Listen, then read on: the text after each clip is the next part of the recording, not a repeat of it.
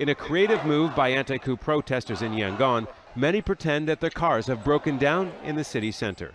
Parking in the middle of streets and on bridges, an act of civil disobedience to vent their anger at the military for overthrowing the government, but also to make it difficult for security forces to move around the city as protesters gather for another day of rallies. Calls for the Broken Down Car campaign came soon after the internet blackout was lifted at 9 a.m. local time, the third straight nighttime blackout. The campaign called off late morning to make way for this. Thousands of people gathering in the Sule Pagoda area of Yangon right next to City Hall.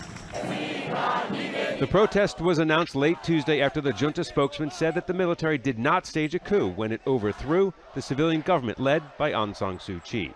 Adding to that, news that a second charge has been filed against Suu Kyi. The military told the public that Aung San Suu Kyi would appear in court on February 17, but they changed it to get media attention. We assume that the military has done this on purpose, so they can file one more charge against her. This is the reason we are on the street again. And those on the streets on Tuesday in the southern township of Myanmar faced rubber bullets and tear gas fired by security forces. The protesters gathered to call for the release of a detained school principal who had been taking part in the civil disobedience movement. Since the coup on February 1st, hundreds of people have been arrested. Back in Yangon, the punk rock band Rebel Riot does more than just play music. It also fronts the organization Food, Not Bombs, delivering hundreds of food boxes each week to those in need. They've been busy since the coup. Myanmar people are in trouble.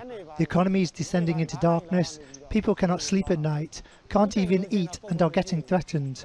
But there are people across generations, older and younger, who have no fear now. That is why we have to oppose the junta. And more people are showing up to show that growing opposition. But the junta appears to be ignoring that, instead further justifying its takeover and arresting more people who are organizing or even just taking part in the movement to counter its coup. Scott Heidler, Al Jazeera.